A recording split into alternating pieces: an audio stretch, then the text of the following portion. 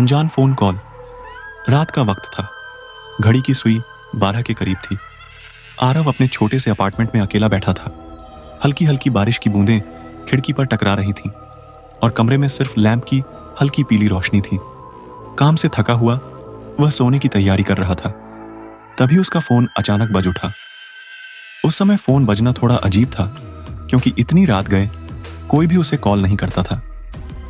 Phone की screen पर कोई नंबर नहीं दिख रहा था, बस अज्ञात लिखा हुआ था। आरव ने इसे नजरअंदाज किया और फोन को म्यूट पर डालकर बिस्तर पर लेट गया। लेकिन कुछ ही सेकंड बाद फिर से वही कॉल आई।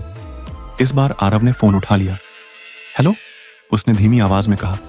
दूसरी ओर से कोई आवाज नहीं आई। कुछ पल के लिए एक अजीब खामोशी छा गई। तभी अचानक से एक धीमी और भारी आवाज गूंजी। तुम अकेले नहीं हो। आरव का दिल धड़कने लगा। उसने तुरंत फोन काट दिया और बिस्तर पर बैठ गया। यह क्या था? उसने खुद से सवाल किया। उसने सोचा कि शायद किसी ने मजाक किया हो, लेकिन वो अजीब सी आवाज उसके दिमाग से जा नहीं रही थी। कुछ देर शांत बैठने के बाद आरव ने खुद को समझाया कि यह सिर्फ एक शरारत थी और वह फिर से लेट गया।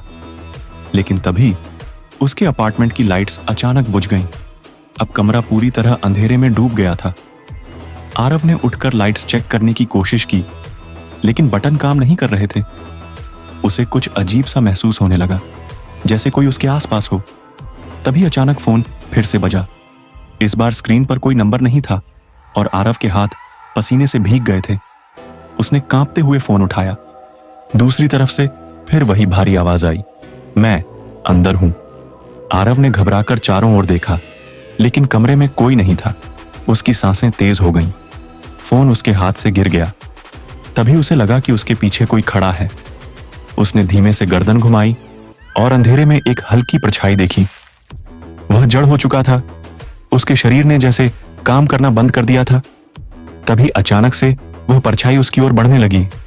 उसकी आंखें लाल चमकने लगीं और एक अजीब सी ठंडी हवा कमरे में भर गई। आरव चीखना चाहता था, लेकिन उसकी आवाज गले में अटक गई। वो परछाई उसके बिल्कुल करीब आ गई थी और उसके कानों में गूंजती हुई आवाज आई, मैं यहां से कभी नहीं जाऊंगा। अचानक लाइट्स वापस आ गईं और कमरा फिर से सामान्य हो गया। परछाई गायब हो चुकी थी। आरव पसीने से लथपथ था। वह हड़बड़ाकर उठ खड़ा हुआ और दरवाजे की ओर भागा, लेकिन जैसे ही उसने दरवाजा खोला, उसके सामने वही परछाई खड़ी थी। अब साफ दिखाई दे रही थी। उसकी लाल आंखों में डरावनी चमक थी और फिर से वही आवाज गूंजी, अब तुम्हारी बारी है। कमरे में गूंजती एक चीख के साथ सब कुछ फिर से शांत हो गया।